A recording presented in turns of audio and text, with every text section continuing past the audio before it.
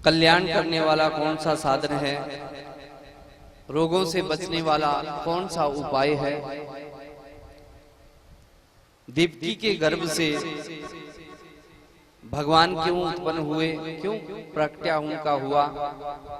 मत्स्य आदि भगवान के अवतारों का वर्णन कीजिए। भगवान जब इस धराधाम को छोड़कर चले गए तो धर्म किसकी शरण में रहा।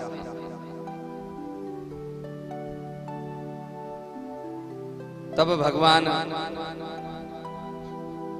कहते हैं इस कथा को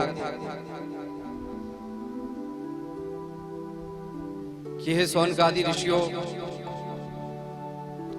मैं आपको श्री कृष्ण भगवान के चरित्र के बारे में सुनाता हूँ, उनकी लीलाओं के कथाओं के बारे में सुनाऊंगा। ये सारे प्रश्न आपको स्वतः ही इन सबका उत्तर मिल जाएगा। बस इस कथा को आप ध्यान से सुनिएगा।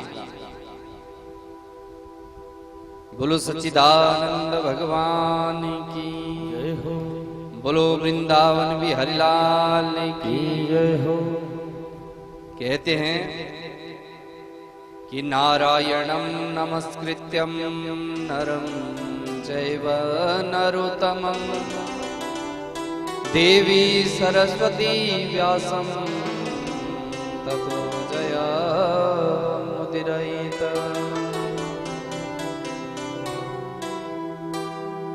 नारायण भगवान को नमस्कार करते हैं, नरम चैव नरोत्तमम, उस सरस्वती मैया को प्रणाम करते हैं जैसे ही इस कथा का प्रारंभ करते हैं। सुखदेव भगवान जी का आगमन होता है। बचपन में ही जैसे ही पैदा हुए घर परिवार को छोड़कर चले जाते हैं, जंगलों की तरफ भागते हैं। पिता पुकार करता है कि बेटा रुको रुको, कहाँ छोड़कर जा रहे हो। परंतु इनको कोई मोह नहीं है, ना स्त्री का पता ना पुरुष का पता, भगवान की भक्ति में रहते हैं। नारद जी के कहने पर पिताश्री ने, व्यास जी ने अपने 2 शिष्य भेजे कि जाओ इनको भागवत सुनाओ, तब ये घर को वापस आएंगे। भागवत सुनाया गया, वापिस आए सुखदेव जी और कथा प्रारंभ हुई। बोलो सच्चिदानंद भगवान की जय हो। व्यास जी ने अपने पुत्र सुखदेव जी को श्रीमद् भागवत कथा का विज्ञान करवाया।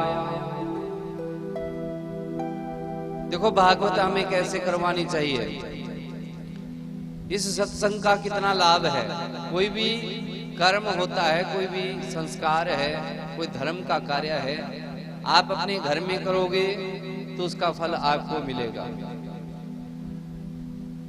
पर मंदिर में अगर कोई आप कर्म करोगे उसका अनंत फल बताया गया है। अपने घर में अपने आप 1 गुना, ब्राह्मण से करवाएंगे 10 गुना, नदियों में करवाएंगे 100 गुना, गौशाला में कराएंगे 1000 गुना, तीर्थों में करवाएंगे 10,000 गुना, जंगलों में करवाएंगे उससे और 10 गुना, और शिव मंदिर में करवाएंगे तो अनंत गुना फल की प्राप्ति होती है। और ऐसे सत्संग अगर श्रीमद् भागवत महापुराण अगर आप करवाएंगे, इसका पुण्य किसको मिलेगा? आपको मिलेगा और सबको मिलेगा। जो सुनेगा उसको भी फल मिलेगा। बोलो सच्चिदानंद भगवान की। अब आप सभी ग्रामवासी इस कथा को करवा रहे हैं तो इस पुण्य का फल जितने व्यक्ति प्राणी इस कथा का श्रवण करेंगे, सुनेंगे, वह सारा फल आप सभी को प्राप्त होगा। होगा कि नहीं होगा? होगा ना। बोलो हरे कृष्णा। अच्छा, फोन किस किस के पास है बताओ जरा। एंड्रॉइड फोन, जरा हाथ खड़ा कीजिए। है नहीं ये फोन? बोलो हरे कृष्णा। ये जो आप कथा श्रवण कर रहे हैं, ये यूट्यूब के माध्यम से फोन पे आ रही है, सब देख सकते हैं। पिछले कल की डल गई है, आप हमारा नंबर YouTube पर जब सर्च करेंगे 70-188-90-176, तो उस नंबर को आप जैसे ही डायल करेंगे ये कथा सारी आ जाएगी। उसमें आप सभी आएंगे, अपने मित्रों को, परिवार के सभी सदस्यों को, बच्चों को भेजिएगा जो नहीं आ पाए, और चैनल को सब्सक्राइब जरूर कीजिएगा। बोलो हरे कृष्णा, बोलो हरे कृष्णा। और बहुत सारे दानी सज्जन यहाँ पर दान भी कर रहे हैं, उनकी सूची आपको बताई जाएगी।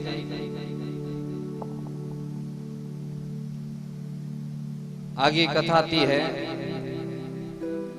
कि जब कौरव और पांडवों का युद्ध के बीच महाभारत चला हुआ था, इनका युद्ध चला हुआ था, तो समाप्ति के दौरान दुर्योधन की जंघाएं नहीं लग रही थी, तोड़ दी थी वो, और मरने के ऊपर पड़ा हुआ था, रो रहा था। उसी समय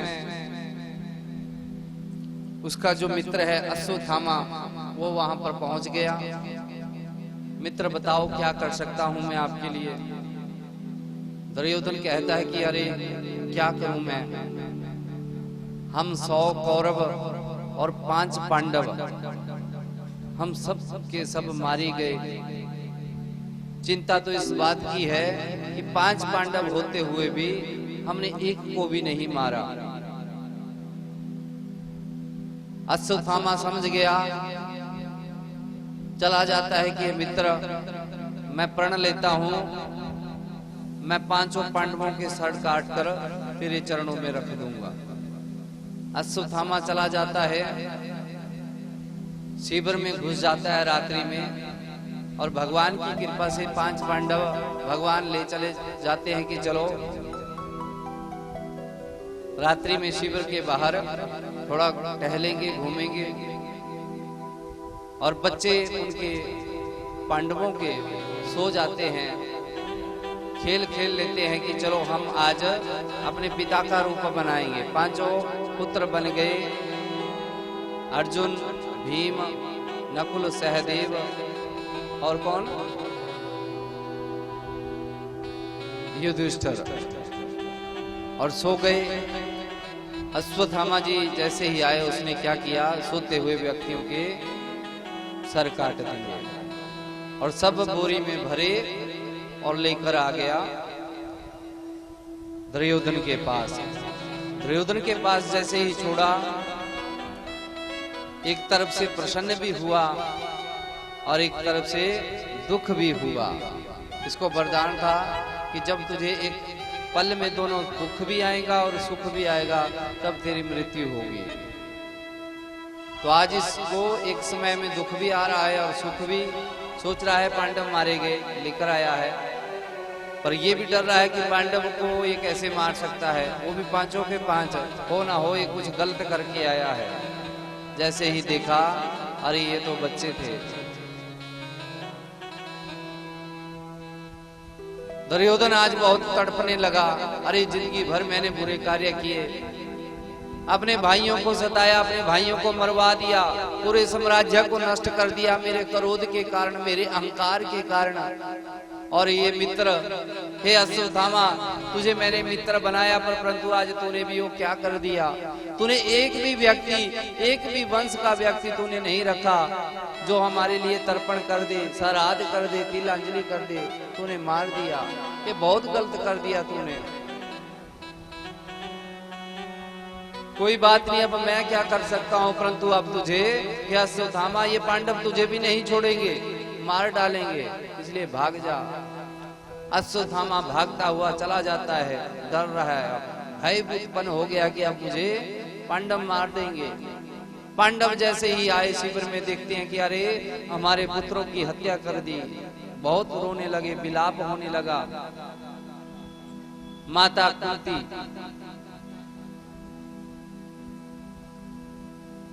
द्रौपदी, बोलो हरे कृष्णा, रोने लगी, बहुत विलाप करने लगी, हाय मेरे पुत्रों को मार दिया। प्रतिज्ञा लेने लगे कि हे देवी, जिसने भी तेरे पुत्रों को मारा है उसका भी सर हम ऐसे ही काटेंगे। सबने प्रतिज्ञा ली, दौड़े कृष्ण अर्जुन जी दौड़े, कौन है? देखा अश्वत्थामा ने हमारे पुत्रों को मारा है। पकड़ लिया, जैसे ही पकड़ा उसने डर के भय के कारण ब्रह्मास्त्र चला दिया, और ब्रह्मास्त्र इतना चलाया कि त्राही माम करने लगे, बुरी तरह मरने लगा, जीते जी मरने लगा। और क्रोध में आकर फिर उसने उस ब्रह्मास्त्र को फोड़ दिया कि अब तो मैं इनके वंश को ही खत्म कर दूंगा। और उत्तरा के गर्भ की तरफ उस ब्रह्मास्त्र को छोड़ दिया, जो उसके गर्भ में बच्चा पल रहा था उसके ऊपर। कि पाहि पाहि महायोगिनी देव देव जगतपते, नान्या पश्य यत्र मृत्यु परश परम। उत्तराई की प्रभु बचाओ बचाओ, मुझे रक्षा करो। क्या हुआ? मेरे गर्भ को कोई जलाए जा रहा है। भगवान कृष्ण के चरणों में पड़ जाती है उत्तरा। भगवान कहते हैं कि उत्तरा, तुम मेरे पास क्यों आई है? अगर कोई रक्षा करना चाहता है तो देखो, तुम्हारे पतिदेव, तुम्हारी सास, तुम्हारे ससुर, पूरा वंश सब यहाँ हैं। तो इनकी शरण में जाओ, मेरे पास क्या है? तो उत्तरा कहती है कि नहीं प्रभु, मेरी जो सास है द्रौपदी, उसने कहा है कि बेटा, जब भी कोई कष्ट आ जाए, जब भी जीवन में कोई परेशानी आ जाए, दुख आ जाए, तो किसी के पास मत जाना, चाहे पति हो या परिवार का कोई भी सदस्य हो, सिर्फ कृष्ण भगवान के पास चले जाना, वही तेरे दुखों को दूर करेंगे। और द्रौपदी को कुंती ने बताया था, जब भी कोई दुख हो तो भगवान के पास जाना। कि सर्वधर्मान परित्यज्य मामेकं शरणं व्रज, अहं त्वा सर्व पापेभ्यो मोक्ष्यामि महाशुचा। ये प्रभु, हमें पता है, आप कहते हो कि सर्वधर्मान परित्यज्य मामेकं शरणं व्रज, कि सारे धर्मों का परित्याग कर दो, एक साइड में कर दो सबको। भगवान कहते हैं मेरी शरण में आ जाओ, मैं तुझे सारे पापों से भी मुक्त करूंगा और अंत में तुझे मोक्ष भी दिलाऊंगा। बोलो हरे कृष्णा। फिर क्या था? भगवान ने अपना सुदर्शन चक्र लेकर उत्तरा के गर्भ में छोटा सूक्ष्म रूप बनाकर उस गर्भ की रक्षा की और उस बच्चे को बचाया। कालांतर में वो बच्चा पैदा हुआ, परिता रक्षति इति परीक्षिता, उसका नाम परीक्षित पड़ा। अब परीक्षित कैसे पड़ा? ये जो भी इस बालक को उठाए उसकी तरफ ये टुकड़ टुकड़ देखता रहा, देखने को परिता, परीक्षा ले रहा था, उस ढूंढ रहा था उसको, भगवान को, जो माँ के घर में भगवान के दर्शन कर लिए थे। अरे वो चतुर्भुजी कौन है? सबको देख रहा है, चाचा ताए मामा पिता को देख रहा है कि ये तो नहीं दिखता। नाम पड़ गया परीक्षित। बड़े हुए परीक्षित। फिर क्या? अश्वमेघ यज्ञ किया पांडवों ने।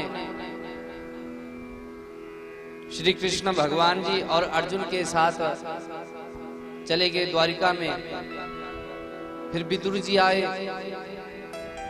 पूछते हैं अपने भाई धृतराष्ट्र से, भाई साहब कैसा चल रहा है? धृतराष्ट्र कहता है कि बेटा सब कुछ ठीक चल रहा है भाई, ये 5 पांडव मेरी खूब सेवा करते हैं, खाने पीने की खूब सहायता करते हैं, मैं बड़ा प्रसन्न हूं इनकी सेवा से। विदुर कहता है दासी का पुत्र, अरे भाई तुझे अभी भी शर्म नहीं आई? जिन पांडवों ने तुम्हारे 100 पुत्रों को मार दिया, आज उन्हीं की रोटी तू कुत्ते की तरह खा रहा है, तुझे शर्म नहीं आती? बूढ़ा हो गया फिर भी तू इन्हीं के टुकड़ों पे अब पल रहा है, जिनको जीवन भर तूने दुख दिया, तूने कुछ नहीं बोला, अपने पुत्रों का ही कहना माना, अपने पुत्रों को ही सब कुछ दिया, आज उन्हीं के ही तू खाना खा रहा है, तुझे शर्म नहीं आती? आज विदुर ने उपदेश दिया धृतराष्ट्र को, लज्जा महसूस हुई, हाय मैं क्या कर रहा हूं। आज विदुर, धृतराष्ट्र और गांधारी ने सब कुछ त्याग करके चले जाते हैं भगवान का ध्यान करने के लिए। पर जैसे ही फिर बाद में पांडव आते हैं कि चाचा चाची कहाँ गए, रोने लगे, विलाप करने लगे, ढूंढने लगे। पर इनको बताया कि आप चिंता मत करो नारद जी ने, कि वो चले गए हैं, भगवान की कृपा उनके ऊपर हो गई। कालांतर में 7 महीने हो गए, अर्जुन जी चले गए हैं कृष्ण भगवान जी के साथ द्वारिका में। महाभारत युद्ध के बाद की कहानी है ये। और 7 महीने के बाद पांडव देखते हैं कि बड़ा उपद्रव हो रहा है, भयंकर तूफान पड़ने लग गए। तब युधिष्ठिर जी कहते हैं कि अरे एक बार नारद जी ने कहा था कि भगवान जब अपने गौलोक धाम चले जाएंगे, गौलोक को चले जाएंगे, अपने धाम को चले जाएंगे, तब उत्पात शुरू होने लग जाएगा, कलयुग का आगमन हो जाएगा।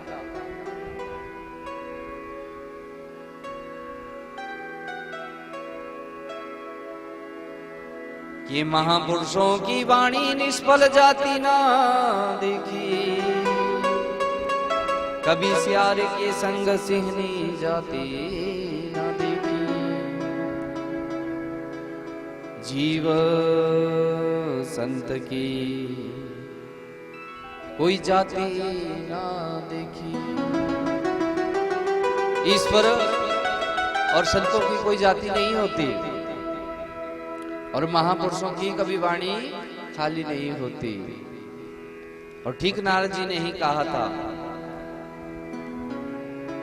अर्जुन रोता रोता पहुंचता है अपने भाइयों के पास और बस यही कहता है कि प्रभु हे भैया, समय समय सुंदर सबे, समय बड़ो बलवान, बिलनी लूटी गोपिका, वही अर्जुन वही बाण। हे भैया, सब कुछ खत्म हो गया।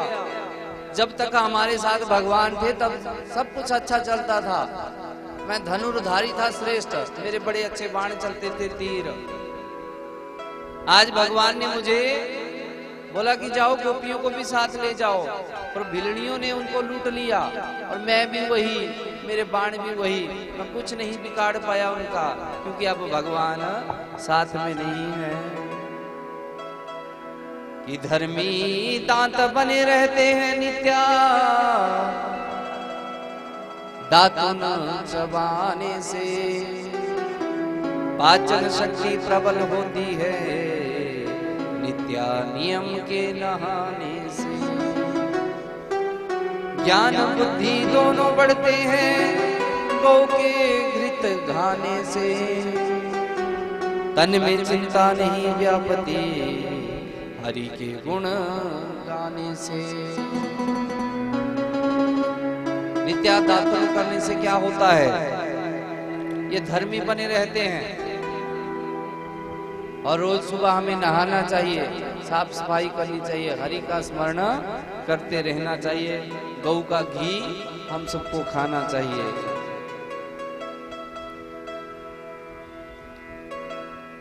इस प्रकार से देखा कि कलयुग का वास हो गया है। पांडवों ने सब कुछ त्याग करके अपने पुत्र परीक्षित को सौंप दिया। परीक्षित जैसे बड़ा हुआ, इन्होंने इरावती के साथ शादी की। कालांतर में जन्मेजय आदि 4 पुत्र इनको प्राप्त हुए। देखा कलयुग का वास आ गया है, कलयुग गौ माता और बैल को सता रहा है, तप शौच दया सत्य को सता रहा है। कलयुग को मारना चाहा कलयुग ने, पर छोड़ दिया, इसने क्षमा याचना मांगी, 4 जगहों पे इसको वास दे दिया कि जाओ, जुआ, शराब, स्त्री और हिंसा जहाँ होगी वहाँ तेरा वास होगा। क्योंकि जहाँ पर जुआ उसको कहते हैं जहाँ झूठ बोला जाता है, झूठ से जितना भी काम खेलेंगे आप, वहाँ कलयुग का वास होगा। और जहाँ अभिमानी व्यक्ति होगा वहाँ भी कलयुग का वास होगा। और काम रजोगुण।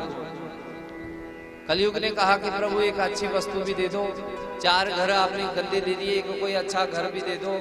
तो स्वर्ण में कलयुग को वास दे दिया कि जो उल्टे सीधे धन कमाकर स्वर्ण कमाएगा उसमें भी तेरा वास होगा। बोलो सच्चिदानंद भगवान की।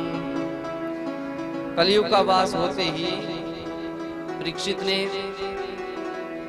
जरासंध का मुकुट धारण किया, जंगल में चले गए, शिकार खेला। शमीक ऋषि मुस्लिम शमीक ऋषि के आश्रम में जाकर मरा हुआ सांप उनके गले में डाल दिया, क्योंकि बुद्धि भ्रष्ट हो गई। उनका पुत्र श्रृंगी ने परीक्षित को श्राप दे दिया कि जिसने भी मेरे पिता का अपमान किया 7 दिन के अंदर तक्षक नाग डस कर उसकी मृत्यु हो जाएगी। परीक्षित जैसे घर में आया है, सोचता है कि आज मैंने दिन में कौन सा कार्य किया, कौन सा बुरा कार्य किया, कितने मैंने आज पुण्य के कार्य किए। देखता है कि अरे आज तो मैंने एक संत महात्मा, एक गुरु का अपमान कर दिया, बहुत बड़ा गलत काम कर दिया मैंने, मुझे इसका प्रायश्चित करना पड़ेगा। और उधर शमीक अपने शिष्यों को भेज देता है कि जाओ हे मेरे प्रिय शिष्या गौरमुख जी, आप राजा को बता दो कि आपकी मृत्यु 7 दिन के अंदर हो जाएगी। 7 दिन के अंदर आपको तक्षक नाश डस लेगा, क्योंकि इसका उपाय कर लो, मेरे बेटे से बहुत बड़ी गलती हो गई, इसने जाने अनजाने में ही श्राप दे दिया। फिर क्या था, आज परीक्षित ने भी सब कुछ घर बार अपना त्याग कर गंगा के किनारे चले जाते हैं, सब कुछ छोड़ छाड़ कर। और देखते ही देखते सारे संत महात्मा वहां इकट्ठे हो जाते हैं, और लंबी लंबी भुजाओं वाले वहां पर संत भी वहां पहुंच जाते हैं। बोलो संत समाज की। बड़े भाग जब जानिए जब मिलने आवे संत, संतन को मिलवो करो सब संतन को अंत, सब कष्टन को अंत। कि जब संत आ जाएं तब सारे कष्ट मिट जाते हैं। आज परीक्षित बड़े प्रसन्न हैं कि संत महात्मा जी मिल गए हैं। प्रश्न किया कि हे प्रभु बताइए, मरने वाले को क्या करना चाहिए, कौन सा उपाय करना चाहिए। बोलो सच्चिदानंद भगवान की।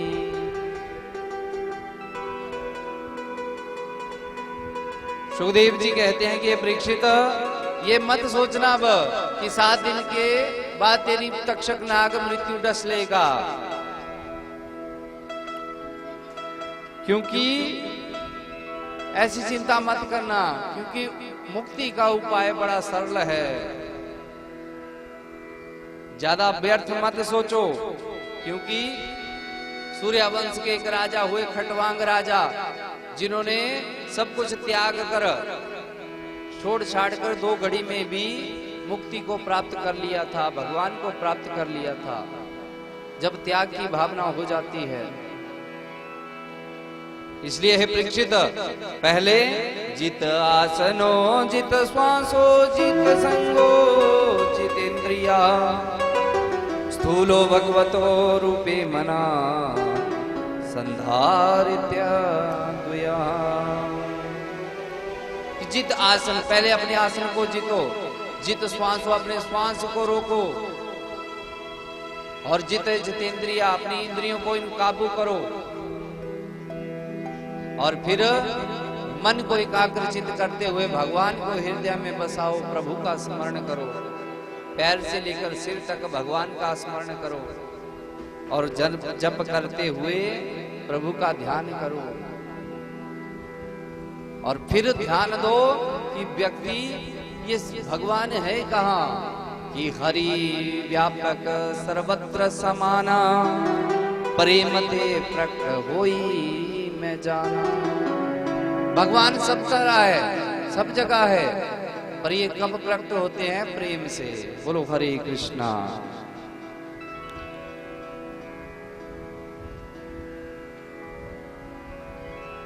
बोलो वृंदावन बिहारी लाल की।